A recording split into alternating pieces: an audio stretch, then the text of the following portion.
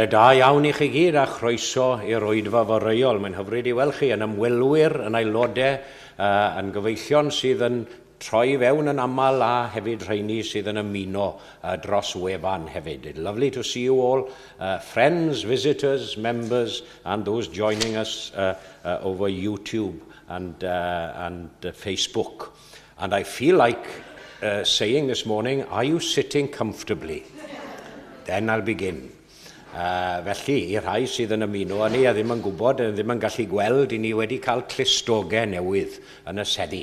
So hopefully you're comfortable, but hopefully you won't go to sleep in the sermon. Perhaps I'll have to shout a little more than usual. Ond beth bynnag am hynny. Dwi'n siŵr newch chi gytuno bod nhw yn edrych ac yn teimlo'n gyffyrddus iawn. Felly, fe unwn ni I ganu yr emyn agoriadol 94, 94, am y llaw agored raslon, molwn heddiw, ddiw yn ef, mor ddiderfyn yw y roddion a gyfrenir ganddo ef, ffyddlon yw y cariad dwyfol, uwch trienni euog fyd, gyda llaw agored dadol, fyth yn llawn, roi o hyd. Dwi'n hoff iawn o'r ddelwedd yna, fyth yn llawn, roi o hyd. Hyfryd, 94.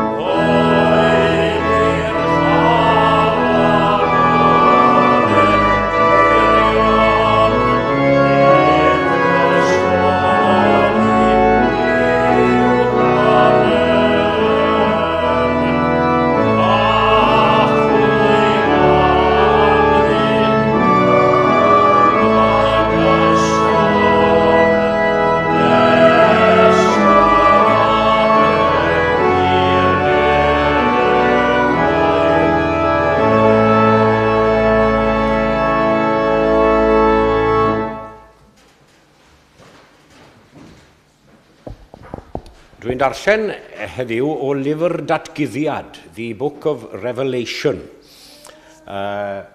penod 7, ac yn, fel yn gweud, mae rhai yn synnu mod i'n darllen o lyfr datguddiad gan gynnwys Miriam, ond mae'n llawn delweddau, yn dyw y llyfr y datguddiad, As I say, I'm in the book of Revelation, chapter 7, and reading from verse 9 onwards, y dyrfa o bob cenedl, the crowds from every nation. And if you're following in your English Bibles, I'm on page 1264, 1264 in the English Bibles in your pews. Revelation chapter 7, verses 9 to 17. And then I read one verse only from the Gospel of John. Ar ôl hyn edrychais ac wele dyrfa fawr na allai neb ei rhifo o bob cenedl a'r holl lwythau a phobloedd ac ieithoedd yn sefyll o flaen yr orsedd ac o flaen yr oen, wedi ei gwisgo a mentyll gwyn a phalmwydd yn ei dwylo. Yr oeddent yn gweiddi a llais uchel, un Duw ni sy'n eistedd ar yr orsedd ac i'r oen y perthyn y waredigaeth. Yr oedd yr holl angylion yn sefyll o amgylch yr orsedd a'r heniriaid a'r 4 creadur byw a syrthiasant ar eu hwynebau ger bron yr orsedd ac addoli Duw gan ddweud, Amen, un Duw ni y bor mawl a'r gogoniant a'r doethineb a'r diolch a'r anrhydedd a'r gallu a'r nerth byth bythoedd. Amen. Gofynodd un o'r heniriaid i mi, y rai hyn sydd wedi ei gwisgo a mentyll gwyn, pwy ydynt ac o ble y deithant? Dywedais wrtho, ti sy'n gwybod farglwydd? Meddai yntau wrthyf, dyma rhai sy'n dod allan o'r gorthrymder mawr, a maent wedi golchi ei mentyll a'i canu yng ngwaed yr oen. Am hynny, y maent o flaen gorsedd Duw ac yn ei wasanaethu ddydd a nos yn ei deml, a bydd yr hwn sy'n eistedd ar yr orsedd yn lloches iddynt. Ni newynant mwy ac ni sychedant mwy. Ni ddaw ar ei gwarthaf na'r hael na dim gwres, oherwydd bydd yr oen sydd yng nghanol yr orsedd yn ei bugeilio hwy, ac yn ei harwain i ffynhonnau dyfroedd bywyd. A bydd Duw yn sychu pob deigryn o'i llygaid hwy. Ac yna, o Efengyl Ioan, John chapter 4, verse 15, the single verse which will be our text later on. And the woman said to him, the woman of Samaria, you remember at the well, Jacob's well, and the woman said to him, Sir, give me this water, so that I will not be thirsty or have to come here to draw water. Ychwanegau Duw I fendith at y darllen a'r gwrando a'r deall hefyd o'i air.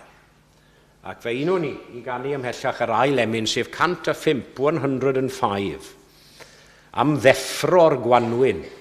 Na fe, a diolch I Wil am ddewis ymynau pwrpasol addas am ddechrau'r gwanwyn. Am ddeffro'r gwanwyn yn ei bryd, a gwirth y geni ym mhob cryd, a gweld ryfeddol liwiau'r byd, I ti y roddwn fawl, rodolau glân i'n llwybrau gyd, dy gariad at ddoluriau'r byd, a nerth i'n cynnal ni o hyd, yn enw Iesu Grist. Geiriau hyfryd, Gwyn Erfil, 105.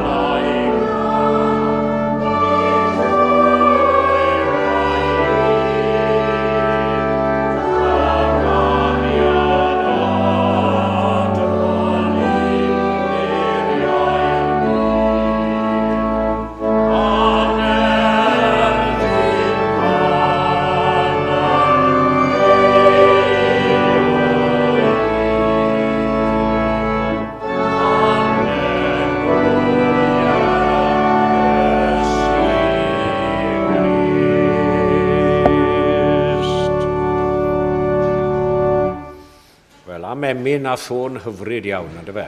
Hyfryd iawn. A chyfle ni nawr I droi at Dduw mewn gweddi. Let us turn now to God in prayer. Cydweddiwn, let us pray.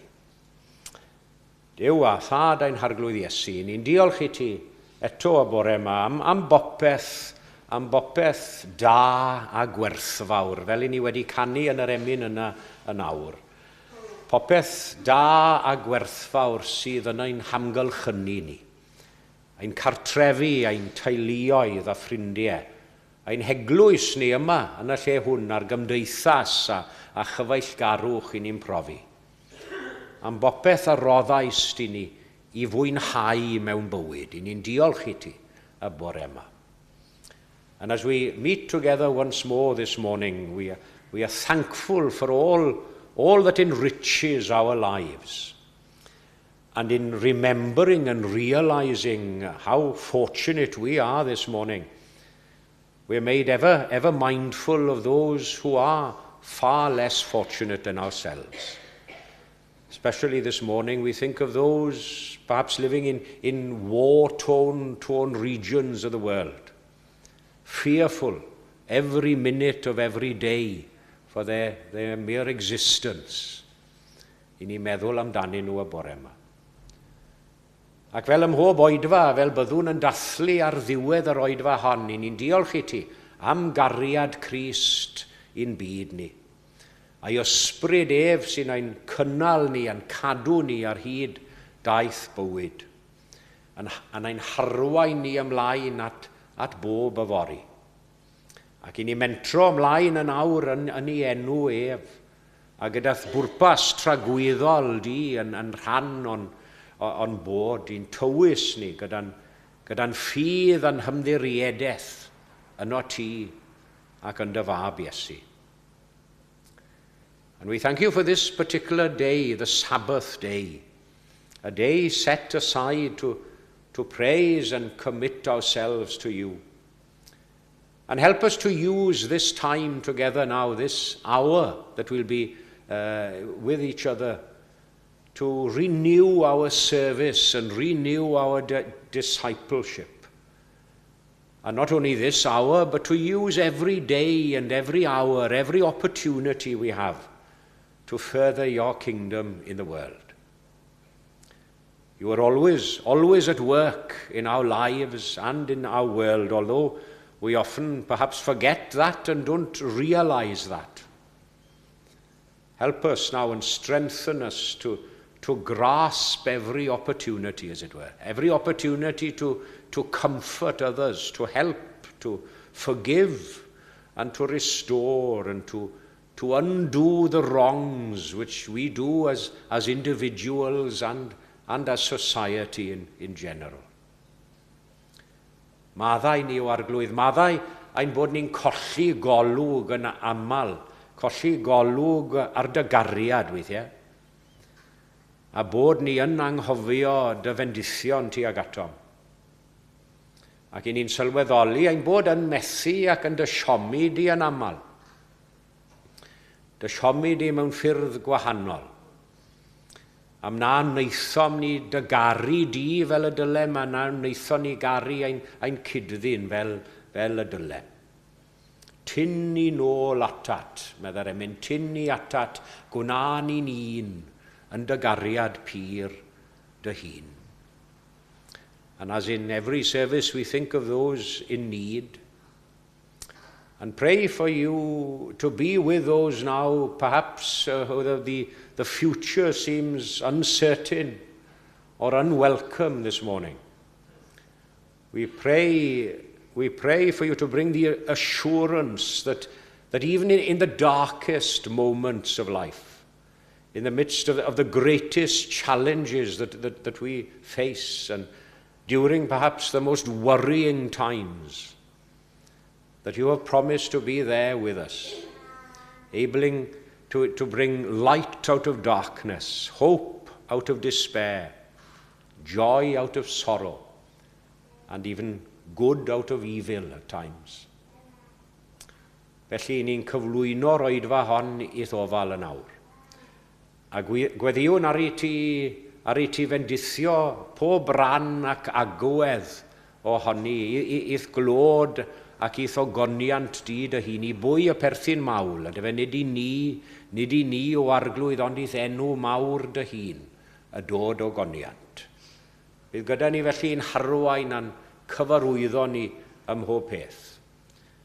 A boed i'r cyfan awneir ac y ddywedir nawr y bore yma, i fod do goniant i a chyflwynwn ein gweddiau cyhoeddus fel hyn, yn enw ac yn heiddiant Iesu Grist ei hun, cyfryngwr mawr y Testament Newydd a chymodwr mawr y bywyd newydd ryngom ni a thydi.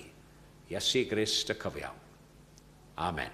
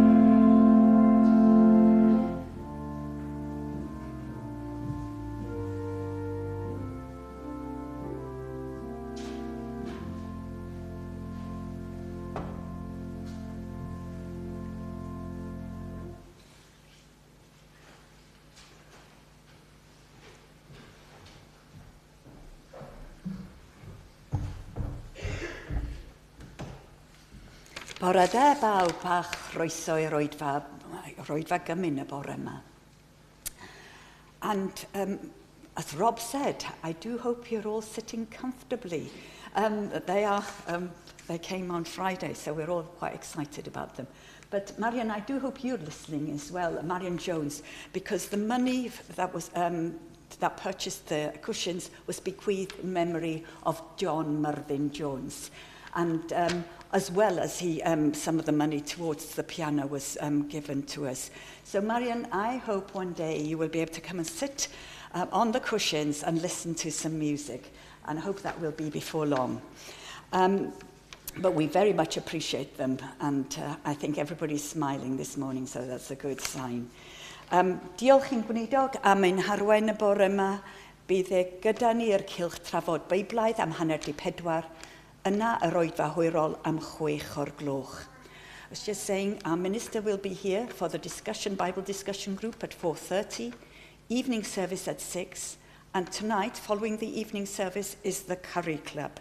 And the Curry Club is meeting in a Chinese restaurant at 7:30 in Zania Regina, which is 29 Good Street. So that's happening this evening after the evening service. Will, llawer o ddiolch I ti am dy gyfraniad ar yr organ. Yn y dyddiau ddod, bydd cwrdd ganol dydd, ganol wythnos ymlaen, So on Wednesday, midday, midweek, we'll have our usual short service, followed by the monthly organ recital. So this Wednesday, the 19th of March at 1 o'clock, we'll have the organ recital given by Oliver King. He's the organist and director of music, St Mary's, Saffron Weldon.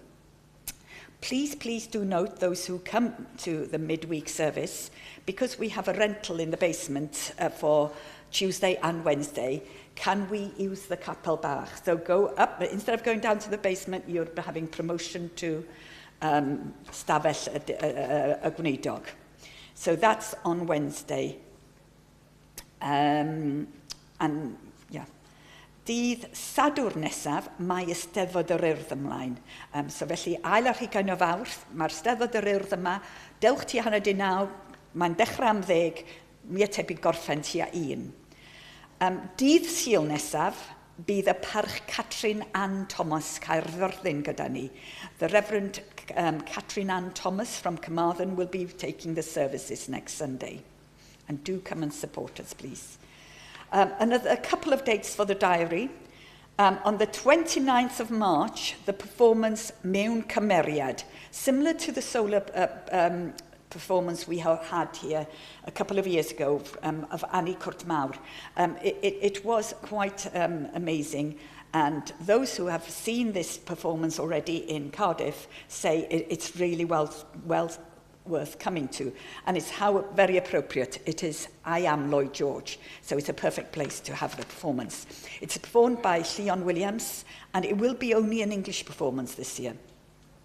Do see the details in the foyer, on the poster in the foyer and downstairs, but do come and support it, please.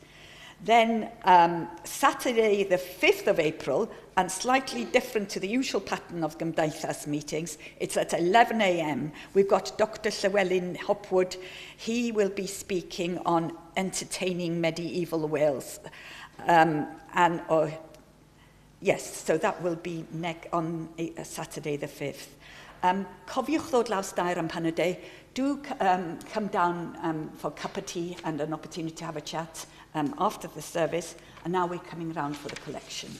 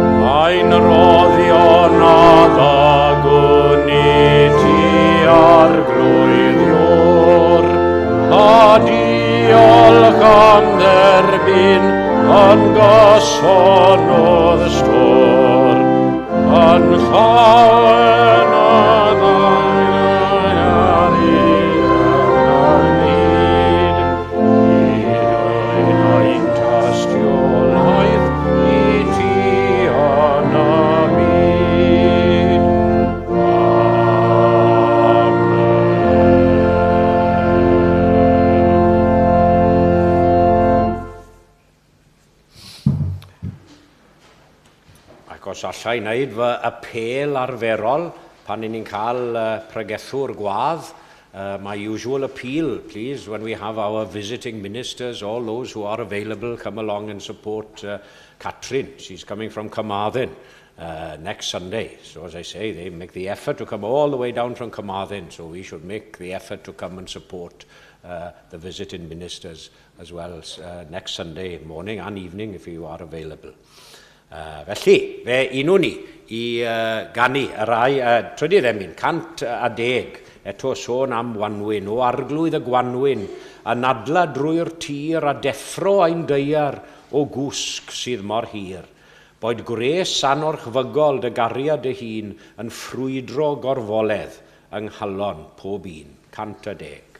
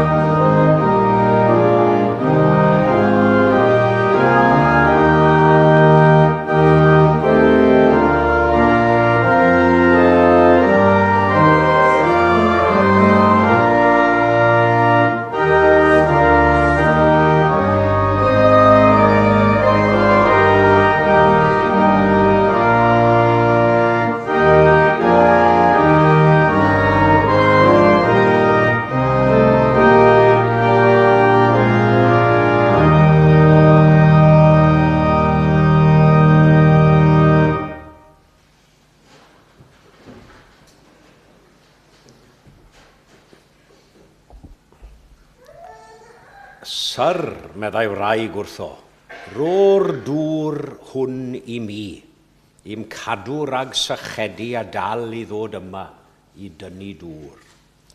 The woman said to him, Sir, give me this water, so that I will not be thirsty or have to come here to draw water. Nawr yn siŵr a'ch bod chi gyd yn cofio'r hanesyn, y wraig o Samaria yn defen tynnu dŵr wrth ffynnon Jacob. Mae Emyn gyfarwydd yn y Gymraeg y gŵr wrth ffynnon Jacob yn defen. And Jesus, as you remember, I'm sure, had been speaking to the woman of Samaria about the living waters, a dyfroedd byw that we read in Revelation.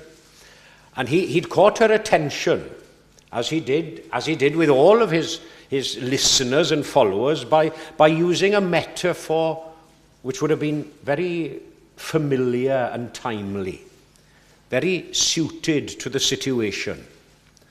Water, at that particular time, I'd say, was foremost in her mind. That's all she was thinking about, was the water. Tynnu dŵr o'r ffynnon. And it's as if Jesus, he sanctifies this earthly element of water to his own heavenly and gracious purpose. Achos mae dŵr yn rhywbeth angenreidiol ym myd natur, yn dyw e? An essential thing in the world of nature. We can't live without water. You know, when we hear of all the talk about a possible life on other planets, the one essential element in the existence of life is the availability of water. And in a spiritual sense, we can take analogies from the natural world. And in this regard, I'd say that God's grace and love and forgiveness can be compared with water in a worldly sense. It's essential to our spiritual life, to our spiritual existence. Mae angen dŵr ar bob unigolyn, pwy bynnag I chi, o ba bynnag wlad I chi'n dod yn wreiddiol, neu o ba bynnag statws a chyflwr I chi yn y byd, mae angen dŵr ar bawb, yn dos, o'r ucha i'r isa. Of course, on certain occasions, water becomes an imperative necessity. You must drink or die. That's the end of it. And as Christians and people of faith, you need divine grace, not for your body, but for your soul.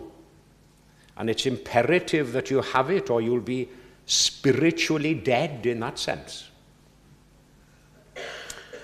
Gras Duw fel dŵr. God's grace like water. And that's the theme of my sermon this morning. And every time I preach specifically on grace, I like to remind you and me with you the meaning of the word grace, because it's perhaps something that we don't really think about. I can remember talking with someone once about grace and the grace of God, and I could see perhaps they were eyes were going over, and I said, you know what grace is? Oh yes, the thing you say before food. No, not that kind of grace. That is grace, but grace in a spiritual sense. This is one of the examples from the dictionary. An act of divine favor or love given freely to undeserving people. So we receive the love and forgiveness of God, although we don't deserve it, freely given to undeserving people. Gras o'r fath beraidd sain, im clust hyfrydlais yw. Nawr, yn gyntaf, byddwn ni'n gweud o ran cymharu dŵr ma gras, mae dŵr yn torri syched, yn dyw e? Water is thirst quenching. That's my first point for you this morning. It removes the state of natural thirst within a body. And so it is with God's grace to the believer. A person who drinks water, they're not thirsty anymore. Their bodily need is removed. And in the same way, the person who receives God's grace in their hearts, well, they get that which was lacking, which they were lacking or searching for. Because, you know, we can all be so foolish by nature, can't we? We are foolish. In as much as we don't know what we really need. We may feel the need for something without knowing or realizing what that something is. Rhywbeth I ni methu dod o hyd iddo fe yn ein hunain, falle. Rhywbeth does neb arall yn gallu roi I ni. Ond mae'r angen dal yno. Mae e'n bodoli, mae yno o hyd yn real ac yn amlwg yn ein bywydau ni. And you know, the gospel of Jesus, it's such a glorious thing because it not only tells you what you need, but it provides and presents you with it as well. That aching void which Lewis Cowper says in his hymn, "Oh, for a closer walk with God." The aching void which the world and all its pleasures can't fill completely. Chymod, mae'n beth mawr yn dyw I unrhyw un I ddweud rwy'n fodlon, rwy'n hollol fodlon ar fy myd, wedi cael fy negoni. Ond yna'n union beth yw stori'r Cristion sy'n gallu rhoi I holl ymddiriediaeth a ffydd a chred yn Iesu. Rwy'n fodlon, wedi cael fy nigoni. And to move on, not only is water thirst quenching, but it's also life preserving. Mae'n cynnal a chadw bywyd. I'm sure we've all seen films and programs of people in the Sahara Desert and similar places. No water anywhere. No water to be had. And you know, if you had a bag of diamonds or even a bar of 24-carat gold, what use would that be to you? You couldn't buy a cup of water with that in the desert. A chi mod mae'r Iesu'n dweud hefyd, nad yw eich gweithredoedd da chi hyd yn oed yn gallu achub chi neu brynu bywyd tragwyddol. Dim ond ffydd a chred ynddo fe. We'll be gathering around the communion table once more this morning. And Jesus said in the same passage of Scripture as our text, he says, you remember the words, the water that I give will become a spring of water welling up to eternal life. Ac mewn man arall ymellach mlaen yn Efengil Ioan, mae'n dweud, pwy bynnag sy'n credu yno fi, iddo farw, fe fydd byw. And everyone who lives and believes in me shall never die. Do you believe this? That was his question to Martha. Do you believe this? And that's his question to us this morning. Do you believe this? Yes, God's grace is life-preserving as well as thirst-quenching. Ac yn drydydd y bore yma, mae dŵr hwn yn ffrwythloni, yn creu bywyd newydd. This water is also fruit-producing. I'm sure you could think of many other analogies, many other headings for the sermon this morning, but there are only three. Fruit-producing, creating new life. That's my final analogy for you this morning. Without rain, without water, what fruit would be produced by any tree or bush? Without rain, what wheat and grain would be produced in the fields? Everything would be barren without water, like the Sahara I mentioned earlier. Chymod, gallwch chi gynhyrchu ychydig o ffrwythau gydag ychydig o ddŵr. A gallwch wasanaethu ychydig gydag ychydig o ras diw hefyd. Ond dychmygwch beth gallwch chi wneud gyda mwy o ras. Un fendith dyrwym, ni cheisiaf ddim ond hynny, cael gras i'th garu di tra bwy, cael mwy o ras i'th garu.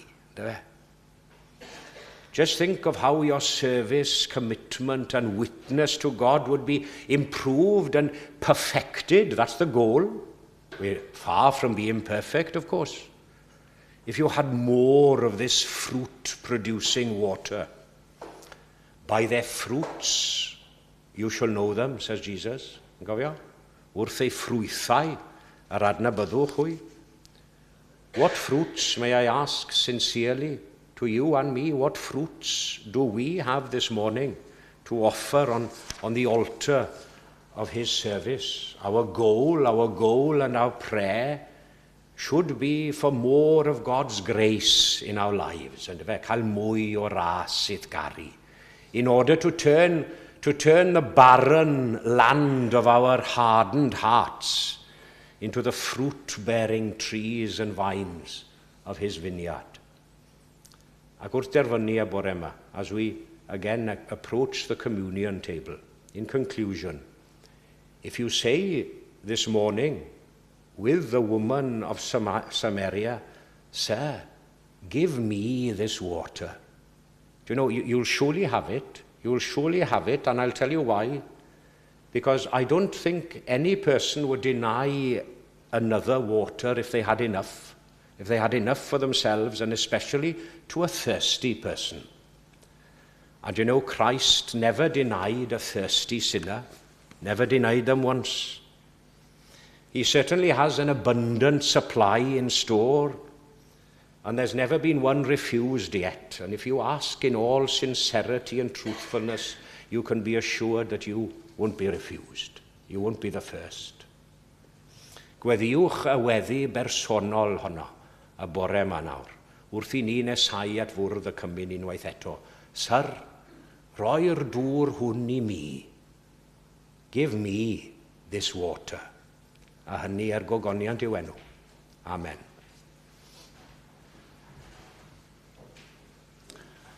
Ac fe ganwn ni, gyda'n gilydd, wrth ddod at fwrdd y cymyn, 512, 512. Cofio'r wyf, yr awr y feddwl, awr wirfoddol oedd I fod, awr a nodwyd cyn bod Eden, awr a'i diben wedi dod. Awr wynebu ar un aberth, awr fy niw I wirio I nerth. Hen awr annwyl prynu'r enaid, awr y gwaed, pwy wyr ei gwerth. 512.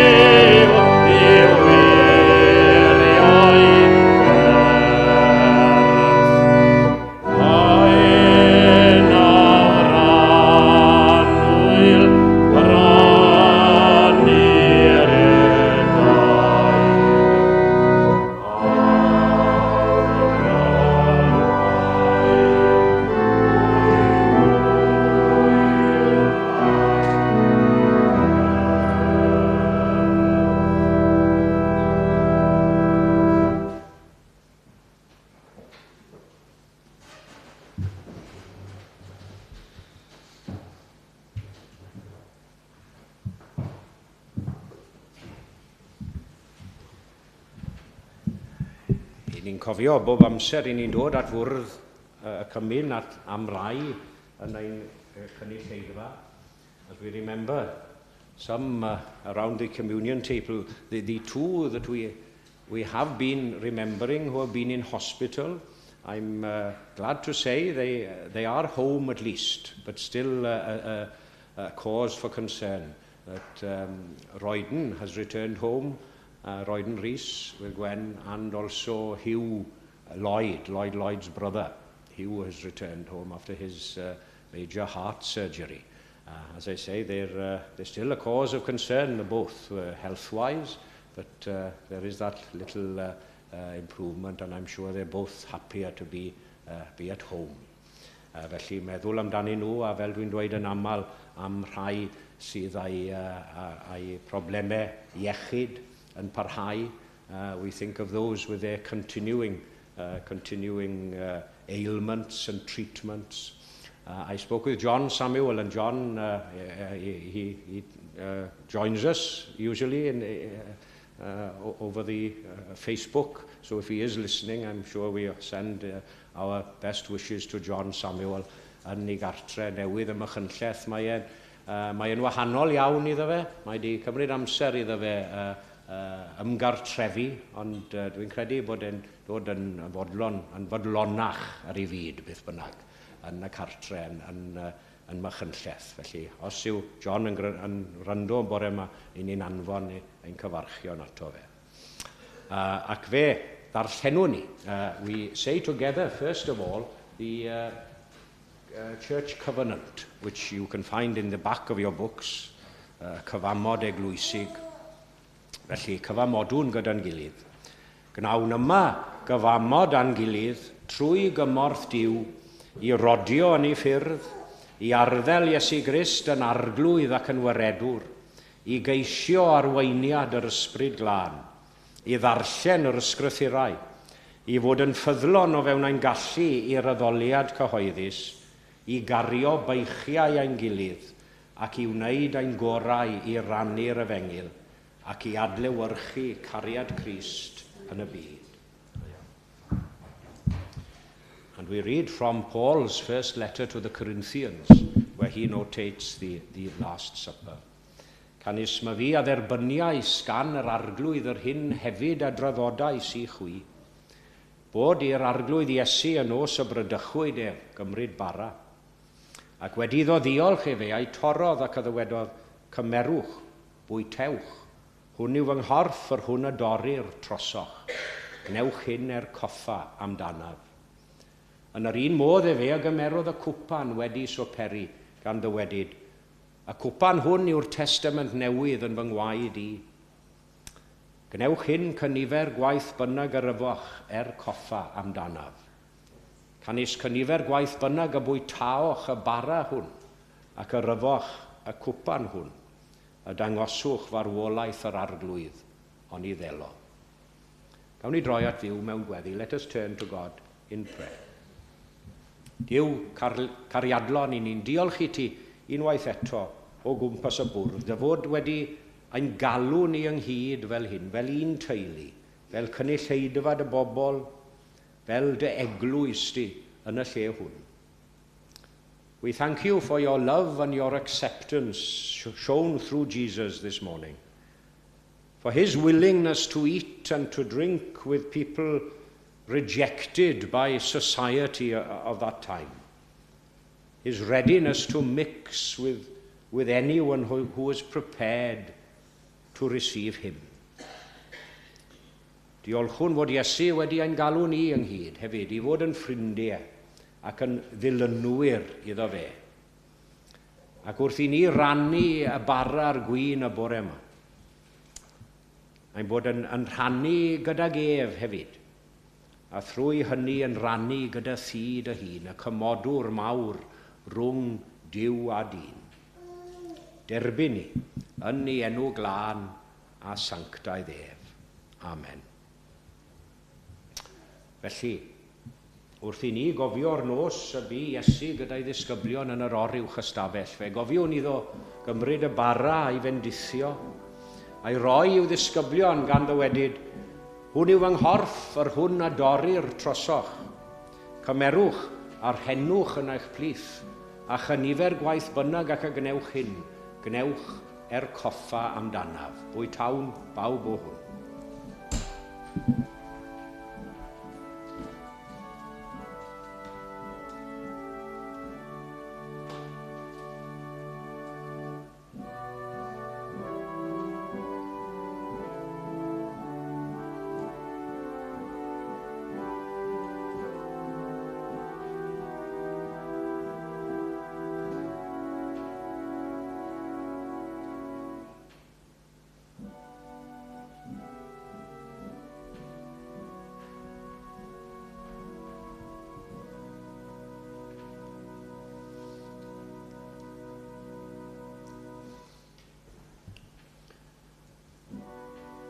Cofiwn hefyd iddo gymryd y cwpan Wedi siwperi a estyn i'w ddisgyblion gan ddywedyd, a cwpan hwn yw'r cyfamod newydd yn fy ngwaed i.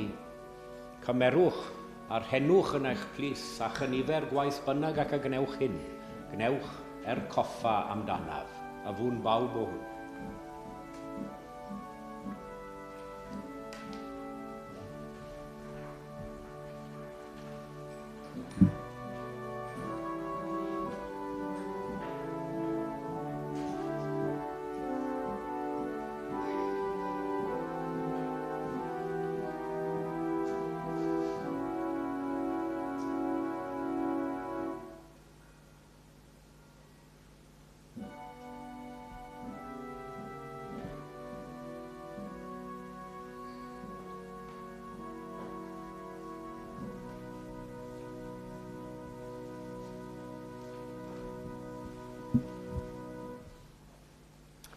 Gweddiwn, let us pray.